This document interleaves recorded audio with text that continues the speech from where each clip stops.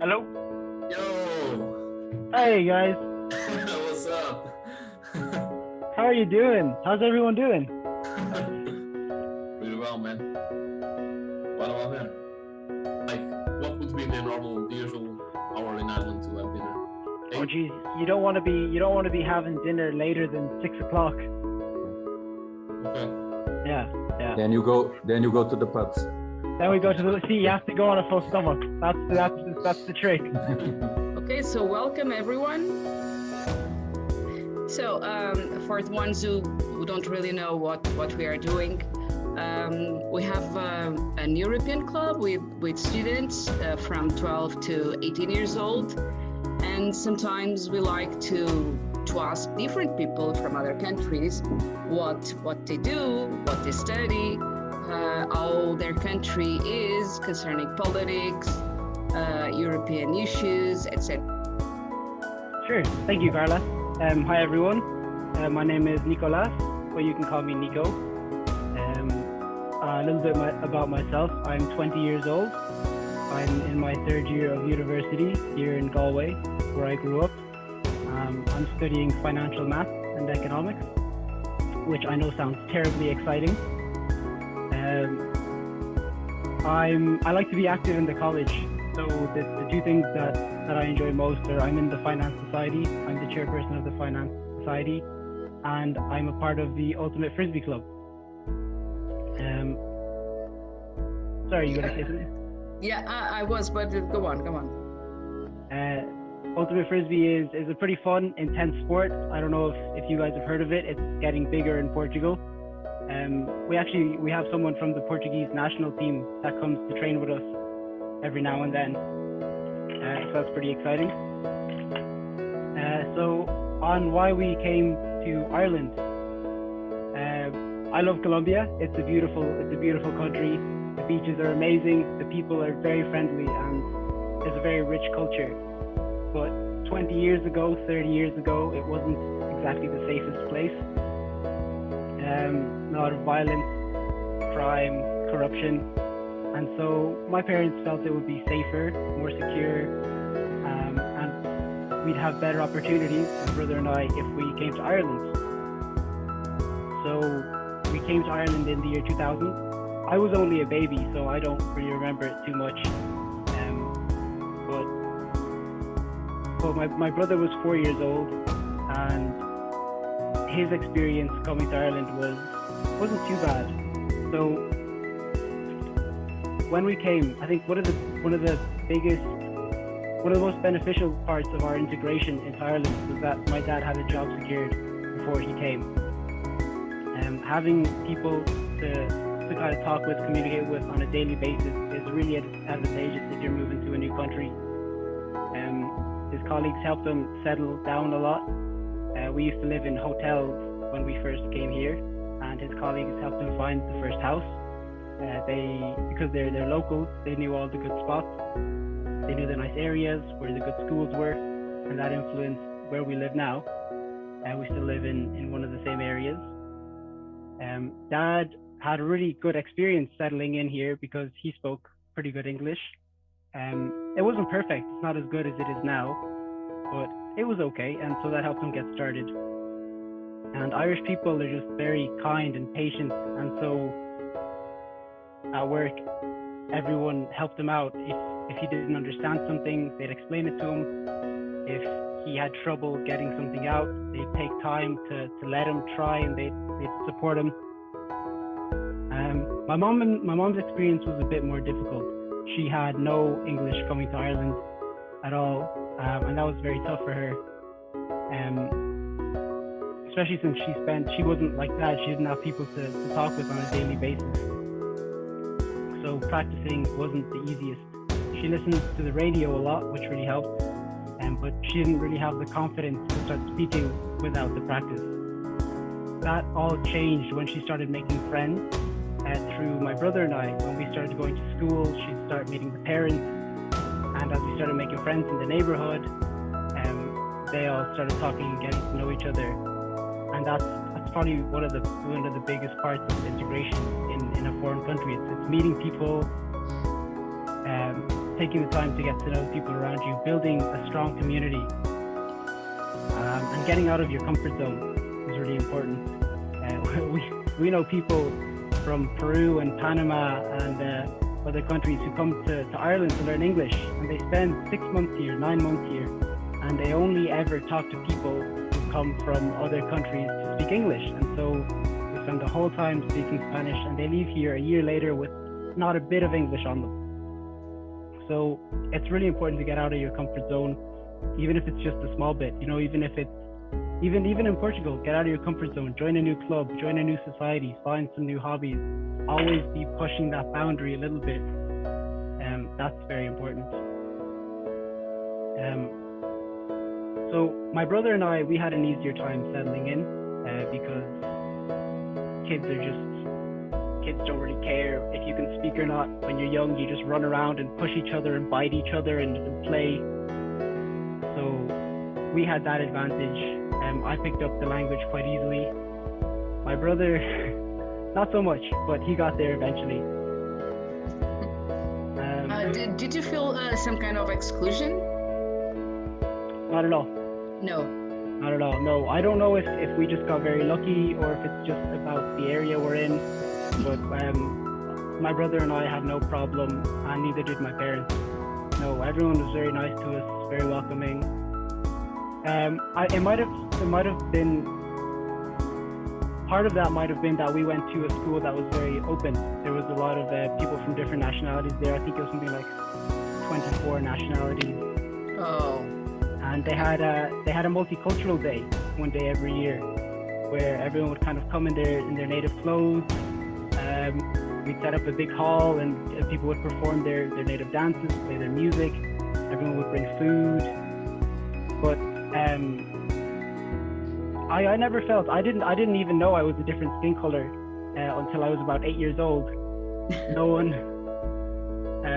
one really made that an issue or anything. So that was great.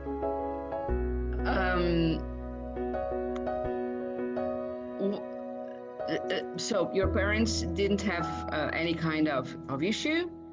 Neither did you or your brother? So being an immigrant in Ireland is okay. Yeah. Now I don't know if that's for everyone, but from my experience, we've been very lucky, and we're very blessed for that. Do you go to Colombia? We go home every few years. Yeah, but it's just tough. It's very expensive. The flight's very expensive for all of us, so it's hard. But we go every 2 or 3 years. Because your family is still there. We have a huge family there. Yeah, my dad has like 9 brothers and sisters. Oh, so a big family. Huge family. I have loads of cousins. So it's great. They all get together when we go over, and just parties and dancing and. Do they go to Ireland also, or? They've been to Europe. Very few of them have been to Ireland. My auntie has, but they prefer to travel around mainland Europe just because it's easier to get around. They've been to Portugal and they've been to Paris and all that. Would you like to go back to Colombia one day, or? I'd love to go back and live there for a while, to get to know my family better, because I don't see them that often. To learn the culture. The cultures are quite different, and to meet a nice, beautiful Colombian woman, maybe. No, but yeah, just to learn more about the culture. Moving here has been great, but one of the tougher parts has been not having that big family support. Yeah. And not being as integrated in the culture. We speak Spanish, my brother and I, but there's a lot of tradition that we're missing out on, which I'd like to go back and learn more about. Yeah, but you keep your traditions and culture at home, right? Not too much now. No. One of the prices you pay when you integrate is you kind of have to give some of that up if you want to properly integrate. We've picked up a lot of Irish customs and Irish traditions, and we do a lot of things the Irish way. so that we could fit in better. And it's helped, and it's helped our integration for sure, but it's a tough trade-off to make. Okay, so you felt the need to do that. I don't know if we felt the need or if it kind of just happened. Maybe my parents felt the need, and I wasn't part of that decision anyway. Right. Yeah, you're right. Okay, concerning politics, Nico, there have been some issues between borders, Northern Ireland and the Republic of Ireland, etc. Small issues. Yeah. How are things now since Brexit? Things are okay. Things have been okay for a while. People, because of Brexit, it's kind of reignited. People want, for those who don't know, Ireland is broken up into 32, we call them counties. Yeah. And the English came to Ireland, God, I don't know how many centuries ago. I think it was in the 1600s and the 1500s. They did what were called plantations. So they brought settlers from England and they put them in different places in Ireland. And only one of those was successful, and that was the one in the north. All the other ones failed. So that's why the South, or the Republic of Ireland, is still united, but the north of Ireland since the 1600s has been successfully mostly British people, and then later when the Protestant Reformation happened, Protestants. So there's been a big division there, just mostly because of religion. Right. And so now with Brexit, people want to bring Northern Ireland into the fold, but there hasn't been any violence like there was from the IRA or in the Troubles in the 1960s. But there is always that desire for a united Ireland. We have open borders with them, which are very nice. One of the big sticking points in Brexit was the borders and how that would be controlled. And because Brexit was such a mess, still no one knows. Yeah. But we're figuring it out. No one wants closed borders. Everyone thinks that open borders are better, and that's the way we're headed for now. That you were a chairperson of the Finance Society. Mm-hmm. What is that? What is a society? What is a society? Yeah, you are talking about university, right? Yeah. So in our university, we have societies. We break them up into clubs and societies. So clubs would be like sports, rugby, soccer, rowing, tennis. And then societies would be more things that people are interested in. Finance, the drama society, the debating society, okay. the art society. Different clubs. Yeah. You could call them clubs. Societies. But, sorry? Different clubs called societies. Yeah, different clubs. So we call the sporty ones clubs, and then but the non-sporty ones, we call them societies. And as a chairperson, what do you do?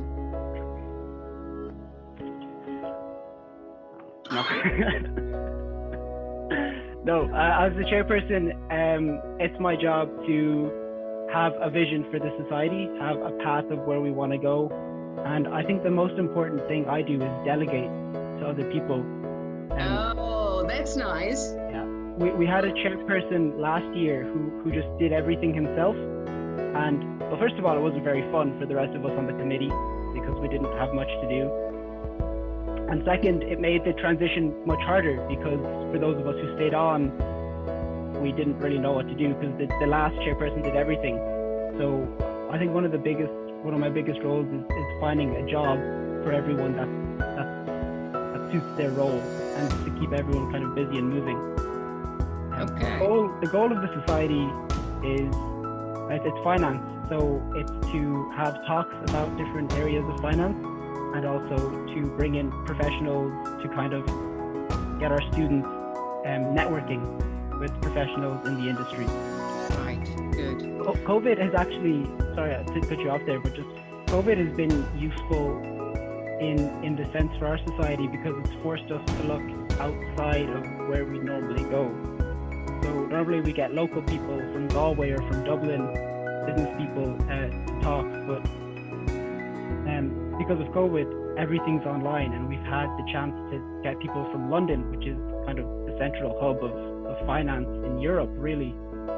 For example, tomorrow we're having the head of sustainable investing from Man Group, which normally we would never be able to have. Right. So that's one benefit of all this. Yeah, we have more opportunities. You're right, because of these digital platforms, and that's great. This girl is the youngest. She's 12. Oh. Hi, Beatrice. That's great to be involved in this so young. Hey, it's great being involved in all of these European things, and not European at all. It's just we are talking to you, and I think it's great being. Why are Portuguese and Irish so alike? We like to party. Know both, so. We like to party a lot. That's right. We like to party. What else? No, I think both cultures are very open. I think the biggest example of that is how I met Denise and how I met you. You know, I met Denise for a few days in Dublin, and we got along very well. And he invited me over to Portugal. Why not? Why not, right? And so just that openness, that willingness to kind of go out and like you guys are doing here, going out, meeting new people, being exposed to new ideas. I think that's one great thing that both cultures have in common. Yeah, Denise, would you like to explain why you went to Ireland, and then how you met Nico? This was the beginning. Okay. So there might be some noises in the background because I'm living in a student's residence, so some people might be shouting sometimes. So I'm sorry for that. But yeah, so I went to Ireland because of a project that I did, Gravitational Waves. So apparently people here in Portugal liked that project, and so they gave me a little reward to go to Ireland, especially to UCIS, which is the European Union contest for young scientists and for young scientists. Such as, let me see, as Sharina did, which is here, and as Carmen did as well. I'm sorry if I'm missing out on someone else, but yeah. So I went there, and once me and Raquel, we were on a zebra crossing, and we forgot that, well, in Portugal we go on the right, and in Ireland they drive on the left. So, we do it the right way. So we were looking on the right direction, and then Nico stopped us because there was a car coming on the left, and so basically it was there that we met, and well, I don't know, we started talking, and it was very, very open. Well, like just pretty open, and I immediately had like this sixth sense, and I said, yo, if you want to come to Portugal, you're more than able. It was just, there are some people, or there are some faces in which you just look and you're like, yeah, I trust you. And it was, Nico was one of those persons. Yeah, but Nico was part of the organization of the meeting there, right? Yeah. I'd won the national competition the year before in my division. I claimed first place for technology, and so they invited us to volunteer and help out with UCIS. Okay, tell me about that, your experience as a volunteer and the importance of doing that. Yeah, like anything else, it's getting out of your comfort zone. First of all, it's trying something new. I went to Dublin alone, not knowing anyone. All the volunteers were from different years, and so just again, getting out there, meeting new people, expanding your network, very important. But volunteering, you get to meet a lot of great new people like Denise, and then, guys, it's great for your CV. Everyone loves to see volunteering, whether it's for a charity, for an organization, for your school. It's a great talking point. What we did was we helped coordinate and organize the contestants that came from all the other countries. For those of you who don't know, USIS, the European Union Contest for Young Scientists, is where the winners of all the national science contests go to a specific capital every year to the exhibition and to do an international science exhibition. And so volunteering, it's great to meet new people. It's great to help people. You know, it puts you in a position of responsibility, which we normally don't get to be in. And so if you take that seriously and you just try your best, you'll get a lot out of it. You'll learn a lot of skills. Communication is a very big skill that you learn. Teamwork, you know, coordination, prioritization. It just there's no limit to the benefits of volunteering. Have I answered that well enough? Yeah.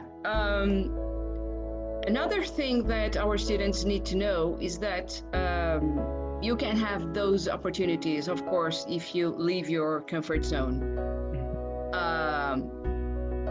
Tell us about your trips. How do you travel?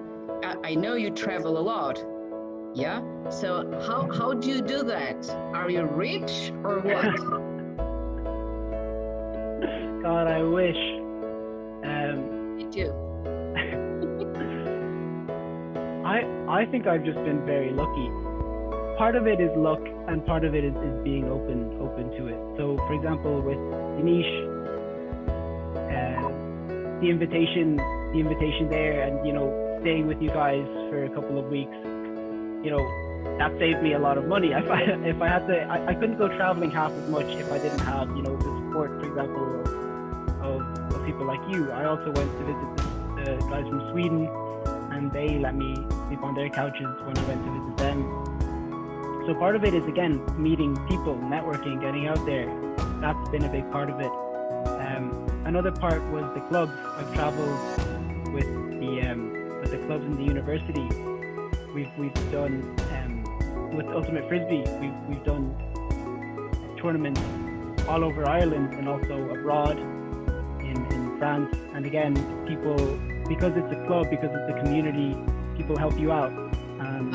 I wouldn't be able to travel half as much if I didn't somehow meet people. That's the thing. It's kind of luck, because if I hadn't have met the people to help me travel, I wouldn't have been able to do it half as much.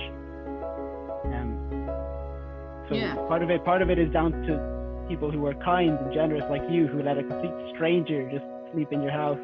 Okay, so I think I don't want to take much time from Nico as well, but you know what Nico was saying about networking, I think it's the most important thing. That's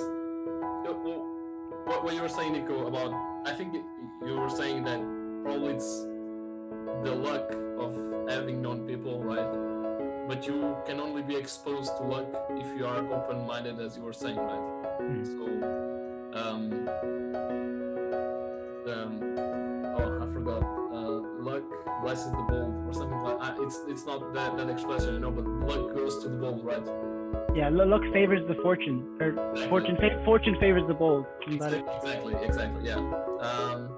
So if you don't go out, right, you will not miss opportunities, right? You will only miss opportunities if you actually expose yourself to them, right? And being lucky is just one of those opportunities that you actually happen to not miss. So one of those opportunities that I had was a teacher called Professor Nov from University of Minho. This was in my 10th grade, and then me and Raquel started working with him in orientation waves. We eventually got to USIS.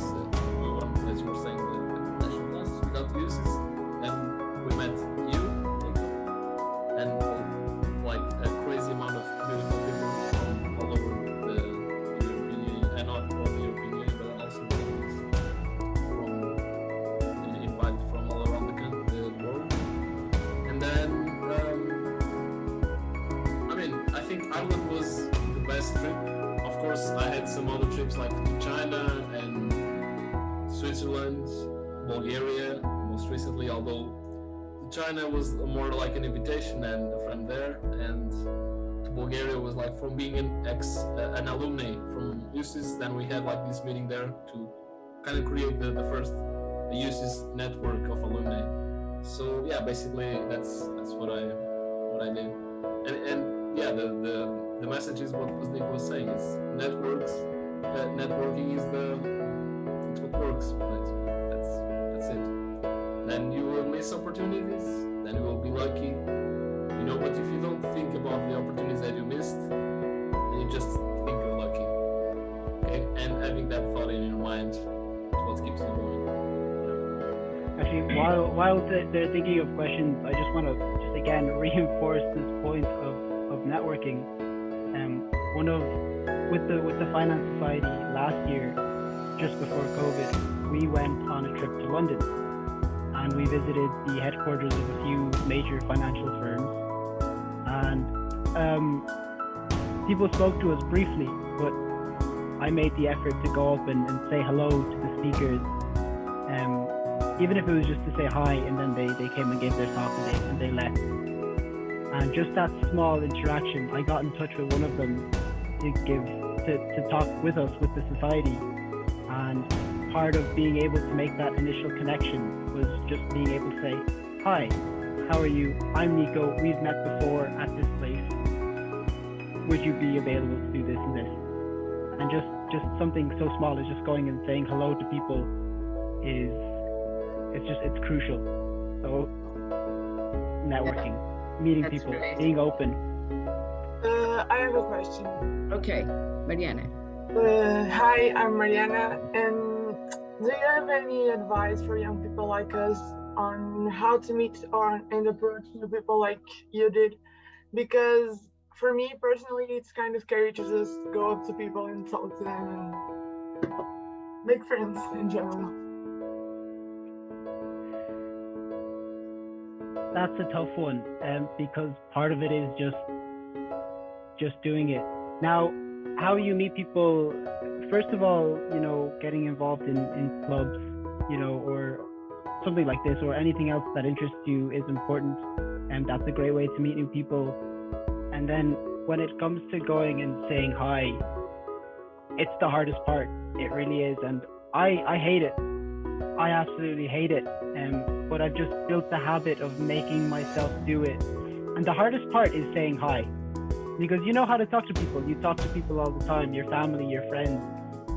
You know how to talk to people. It's just the approaching part that's difficult. And people get stuck in their own head and they start planning what they're going to say and how the conversation's going to go.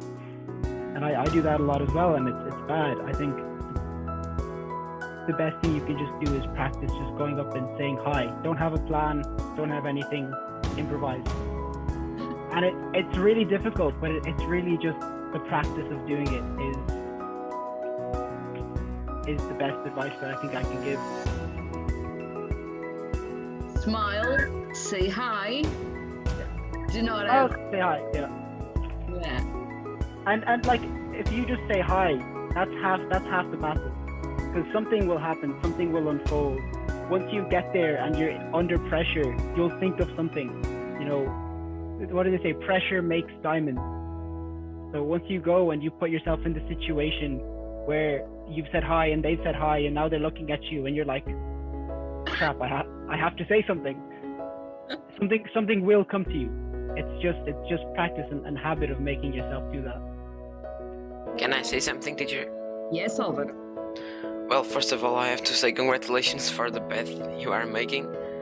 But I have to ask you, because in the beginning you said that it was easy for you to be accepted because your school was multicultural.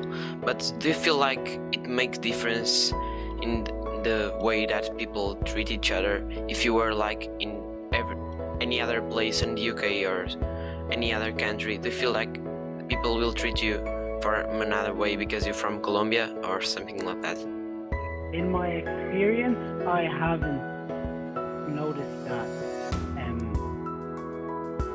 I think most people, if you're just nice and polite and you smile, you'll get along with most people. It's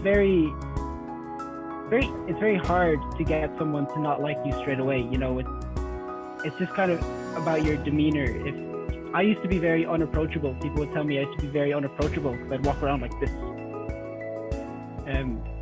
But in my experience, it's more about your character and how you are and how you act than anything.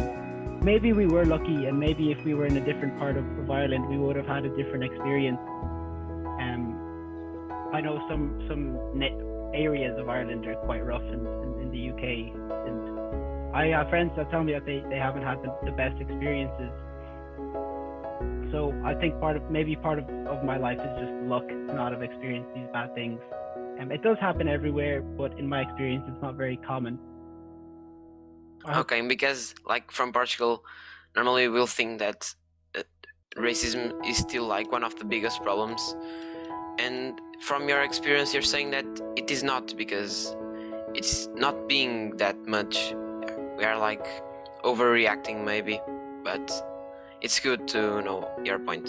Well, can I ask, racism against who do you think is the problem? No, it's not like racism, but it's like people treat each other based on the way they look like and their culture. Okay. Have you seen that? Is that something that you think? No, I haven't seen nothing like that, but it's like we are always talking about that in school, and I would like to hear like an experience. Right. But it's good to know that it's not happening a lot, and you didn't feel that. Yeah. So. No, from my experience, thankfully, it's not the biggest deal. It's never stopped me from doing anything that I've wanted to do. Yeah, that's good. Yeah, you get kids saying things here and there. Like when I was younger, like the first time I noticed I was a different skin color is because when I was like 8, someone said something about my skin color. They were trying to insult me, but that wasn't a racist thing. I think that was just the kids trying to be mean. If I was white, they would have said something about my fat head or something like that, you know. It's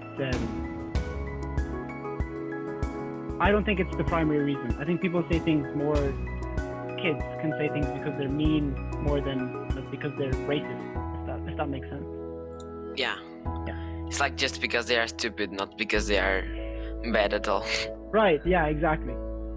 Always assume ignorance before you assume malevolence. Yeah. Right. It's good to know it. I have a question. Maybe it's out of the topic. No problem. Welcome. First of all, it's really a pleasure to meet you again and meet you, Carla, because like I wanted to meet you a really long time ago, and I hope that I will come to the Portugal. You are very welcome. yeah, definitely. And you too, just come to Georgia, come to Lithuania. Doors are always open to you.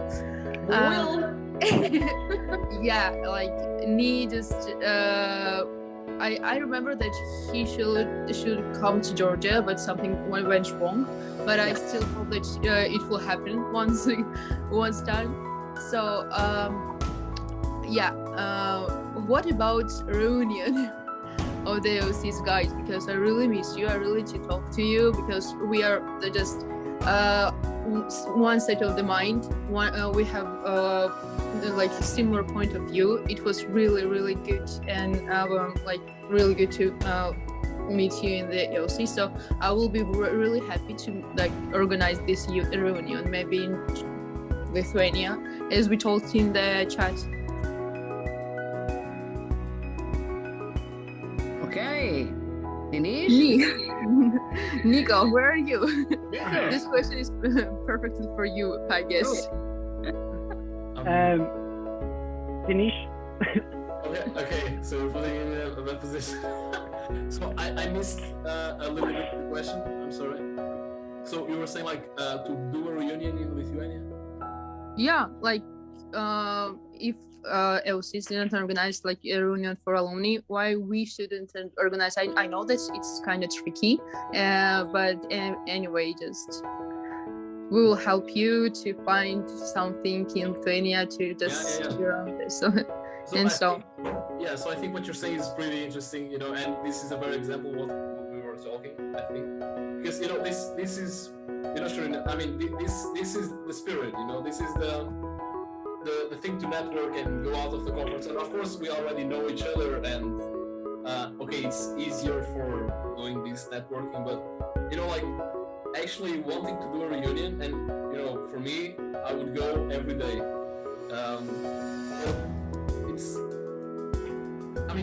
It's just good, it's just to be able to go to another country and meet people there, and then eventually, I don't know, do something that's, even if it seems futile, like Nico was saying, just giving a hug, just going to Lithuania and giving a hug. I mean, that might be just what's needed, and then of course we can talk about other things, but just that little, I don't know, affection, gesture. like that. Yeah. And it's what it's like the imaginary bonds that hug the planet. That's really good. Yeah, but I would suggest that, for example, Dinesh would invite you all to come to Portugal, and you would structure a big meeting after COVID, of course. You could meet here in Portugal. That would be great. Yeah, I'm on. Actually, I'm on. Any time, any place. If there's a reunion going on, let me know, and Dinesh and I will be there. Yeah, for the guys who are listening, actually, this is the perfect example. What can be if you will come out from your comfort zone? Because I met the really craziest, the best guys I ever met. So yeah, come out from your comfort zone. This is I don't know. May I ask you to turn your camera on so that I can take some pictures from the meeting? All of you, can you turn on your cameras, please? Sure. Thank One you. moment. Okay. Yeah, here we are. Great. Sergio, help me with the pictures, please. Sergio is also a teacher, and he usually takes some great photos. Okay, great. Okay, any more questions? Carla, Yes. we have a postponed travel to Ireland, so maybe next time we'll go with our students, our 11th grade students. Maybe we can meet Nico in Ireland. Yeah, I told Nico. You were supposed to come to Ireland, weren't you? Yeah, we were, but then COVID came. Yeah. That was So a we problem. couldn't go. So we are missing one journey, one travel to Ireland. So maybe we can meet there. Yeah, but I'd love to. But if we don't go, Nico will come here again. Okay. And Carla, we have a great school and a great building to organize the meeting. And we have excellent food. So, Oh my and God. pretty ladies for Mr. Nico, we have pretty Nico, tell them about your experience concerning food. Oh, I tried loads of new things when I went over to Portugal. You can't what didn't I try? imagine. Yeah. You treated me like a king. I didn't deserve it, but you treated me like a king. What were the foods that most shocked you in Portugal? Because you were not used to eating things like goat, for example, right? Rabbit, Rabbit, first time as well, yeah. octopus, Octopus, crab. Well, crabs more common here. Octopus, I never tried. Squid. squid. So what do you eat? We're not a very exciting people when it comes to the kitchen. Yeah, but you like to eat, right? I love to eat. That's also one of the reasons I want to live in Colombia for a while. The food is so nice. Here we have a bit of rice, a bit of potatoes, a bit of steak. That's what we have here, and vegetables. Steak. The special food here is the Sunday roast. Roast beef with potatoes and peas and carrots and a bit of gravy. That's our highlight. That's what we look forward to. What about fish? Yeah, people eat fish, not too common. Mostly salmon, cod, and haddock. Nothing too spectacular. Yeah. I don't really like fish though, but I like the seafood you brought me to. That was very nice. I actually have a question for Nico. Yeah. Yeah. Nico, so about the schools. So you said your school was 24 nationalities, and so obviously it seems very open. Is it common in Ireland to schools have that many nationalities? And if not, would you think that would alter you? Or do you know something that, do you know someone that has gone through a different path than you and might have experienced some, problems that you might have not experienced?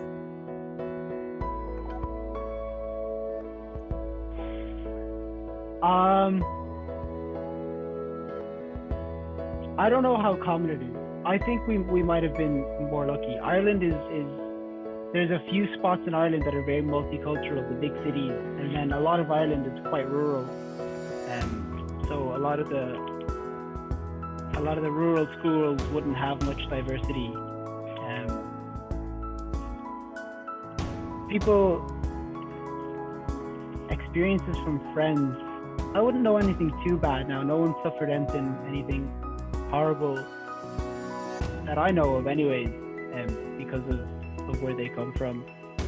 But that's not to say it doesn't happen, and that's not to say that it shouldn't be taken seriously when it does. I think I've been very fortunate that the people I've interacted with and the people that my friends have been around haven't had that. For example, I'm in the city. Galway City is it's the third biggest city in Ireland, third or fourth biggest city in Ireland. So it's pretty multicultural.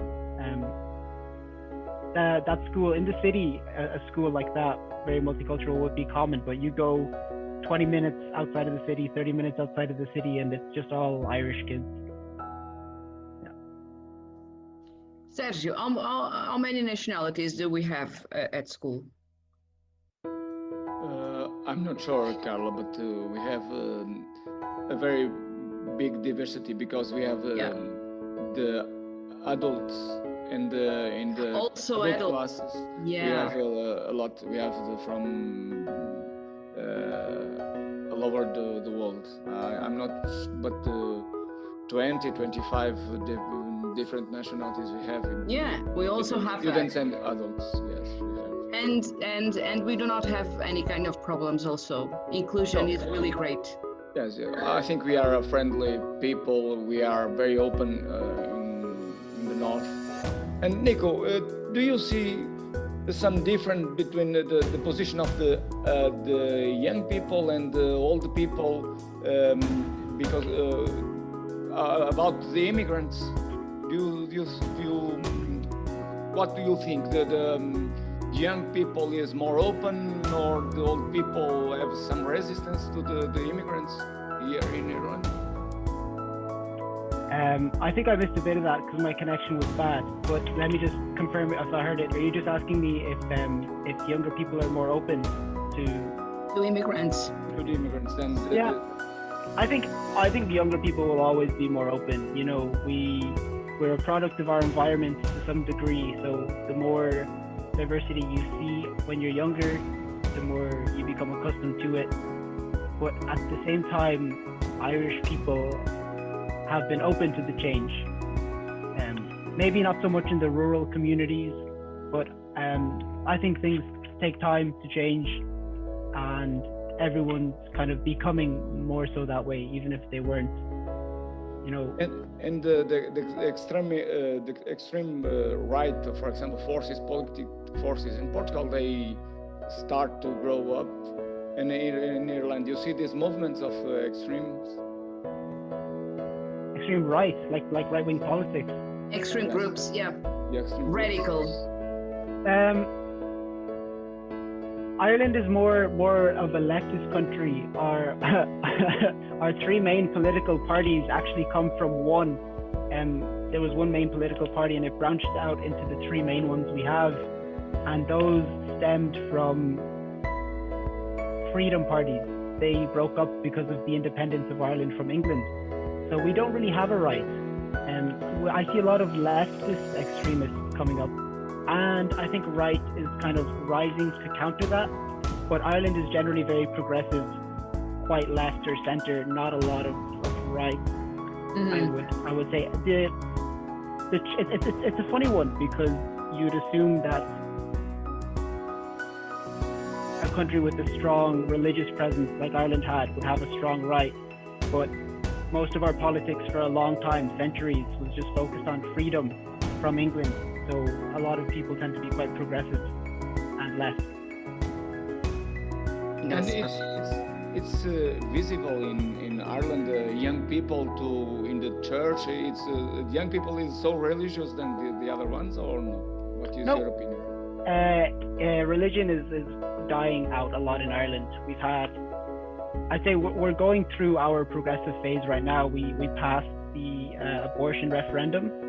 We had up until recently, up until the last few years, we still had a blasphemy law, and we got rid of that. You know, gay marriage was passed, and so it's definitely opening up more. The Catholic Church had its grip around Ireland for a long time, but we're definitely busting through that. And young people seem to be leading that. Now, young people tend to be more extreme on either side, and then I think they kind of settle as they get older. But young people just like change and want to leave their print on the world, and so that's kind of what's happening with, let's say, groups in my university. Yeah, I think, Sergio, that the question that you made is also happening in Portugal. I think younger people are leaving church. The old people in Portugal are so religious and are, what can I say, are connected with a strong bond with the religion, Catholic religion. Yeah. The young people, they don't care. I think they maybe don't. Maybe they will, but yeah. I think are free from this. Living it. Yeah, they prefer going to clubs and to have different extracurricular activities. And I think they are more open when they disconnect from the religion. In my opinion, of course.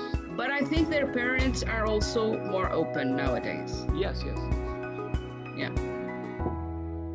Because we parents are young, you know, and we understand. No one here looks a day over 30. No, thank you so much, Nico.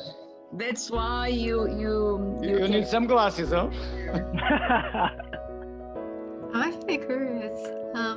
First of all, it's very nice to meet you, Carla, because I've heard fantastic things about you. Oh, nice to meet you too, Carla. Nice to see you again, guys. And yeah, I want to know what you're planning on doing after you graduate. First of all, hi. Nice to see you too. It's been a while. What I plan to do after I graduate?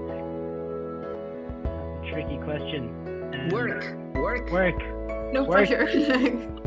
No, work, I think, for the start anyways, if I plan on moving to Colombia, I do need to have, first of all, a bit of experience and a bit of money to go find a good job. I'd like to travel, but I don't know how open that is for me, just given the career that I hope to go into is quite competitive. I hope to go into finance, so I just want to make a lot of money. That's the goal. But after I graduate, work. I think for the first few years, work anyway.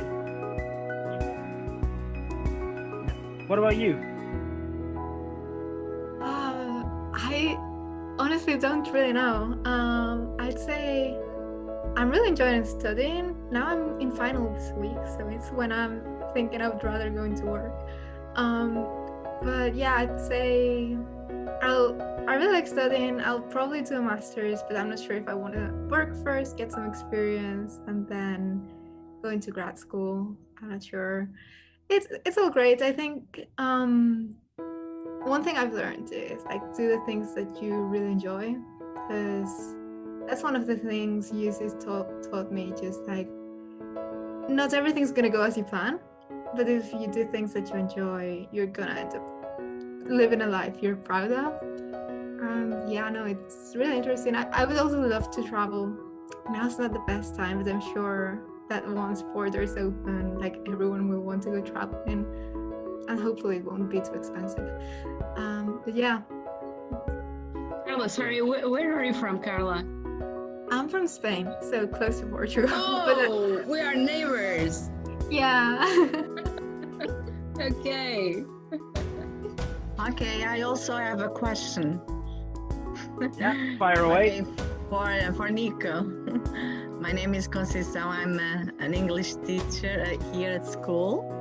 But I have a daughter. I have two daughters, but one is studying finance. So I would like to know if she's doing a master's degree in Porto. So I'd like to know if you do partnerships with universities, Portuguese universities. Oh, great. So you'd like to know what, sorry? If you in your club or association, if you do partnerships with Portuguese universities. In your university? We don't that I know of. Oh. No, I don't know. We could, but not that I know of. I can try. I can bring it up. We can get something going. Yeah. Okay. Yes, because she also loves traveling. She did an Erasmus, and she visited 25 European countries. 25? 25. The Balkans. I want to do this Erasmus. Because she stayed in Praga, but then she visited all the countries, the Balkans, and so 25 different ones. Okay, she enjoyed a lot. That's incredible. You have to talk to her, Nico. Yeah, I might. That sounds very interesting. And she's so pretty. Yeah. Her daughters are very, very, very pretty. So you have more than one opportunity. You have to talk about Erasmus, and well, yeah, no, I don't think we do anything. We're a pretty open university. We have a lot of we do a lot of collaboration, but I don't know if we do any with Portuguese. But we can always try. You can ask. Yeah, we can always ask. Great. Okay. Yes. What university is she studying in? Porto University. Yes. Carla, you'll have to put us in touch. Okay. Yeah. Okay. And she likes challenges a lot. Okay, Conceição, you could share your daughter's email maybe with Nico. Yes. And her photograph, of course. No, I'm good. Okay. God, I really dug myself in a hole with that one, didn't I? Okay, I can do that. I have a question. I'm sorry. Okay, good. I don't know if someone else wants. Okay. Nico, so from your experience in traveling, and probably even like Sharina or Carla might want to add something about this as well. We always talk about, so how's your culture? What's different? What do you feel different? Now I want to do the question: what is the same, or what do you find to be the same among all cultures? Great.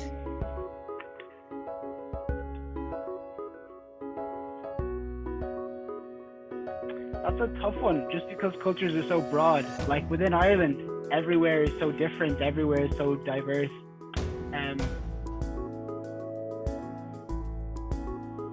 So I don't know. I partly answered this one earlier with the people I've met with anyways. I've also met with people who like traveling and who like exploring. So I've met open people. What are the same? I've rarely gone to a culture where people weren't friendly or kind or helped you out. Anytime I'm traveling and I'm kind of lost on the street or I need some direction, I'm never hesitant to ask because people will always help, except for France. No.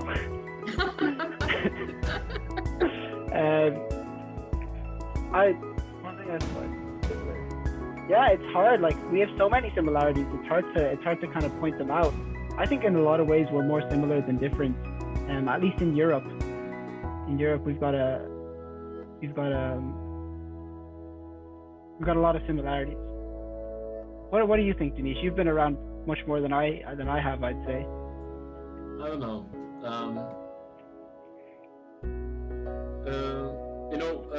I'd say like most of my travels were more so like with your volunteering, you know, what you were saying, like communication, organization, like I think you can focus more on studying the people. Like when I was in Hungary on the Olympiads, Astronomy Olympiads, actually our students helper, she was studying psychology, and she did like a whole like identity report on one of us, you know. And then she was, you know, she didn't publish this with anyone, you know, but she then spoke with us individually and tried to see if she got to know us well or not. You know, so that was kind of cool. So I would say that I would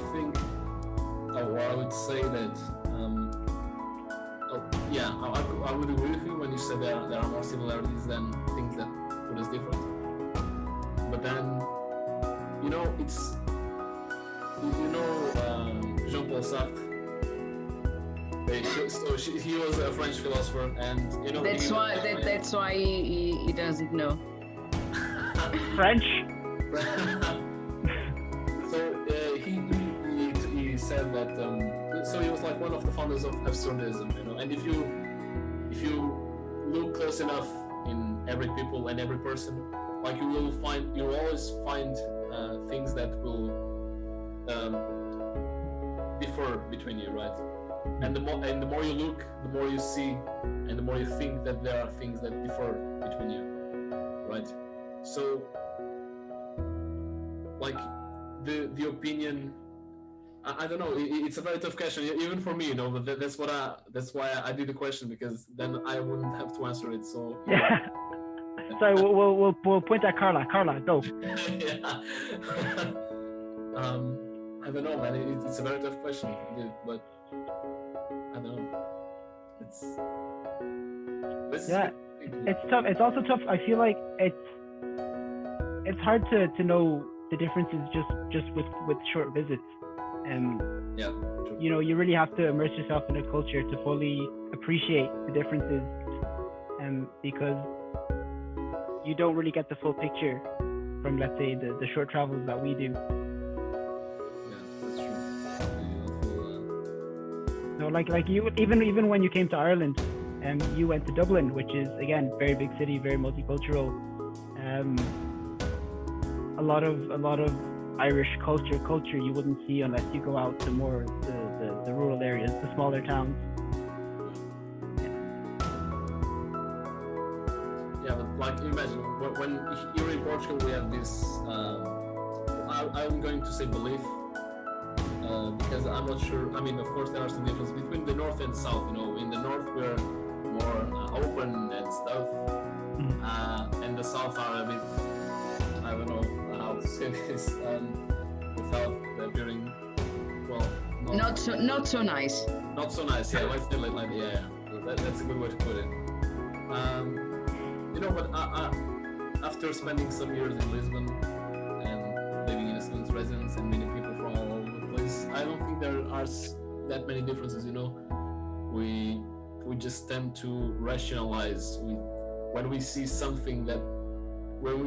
from a place where we have like this stereotypical idea of how that person would be, you know, when you see something that slightly resembles the stereotype that you have from there, it will make you believe more and stronger than you would like for a place where the people from there you didn't know, you didn't have a stereotype about, you know.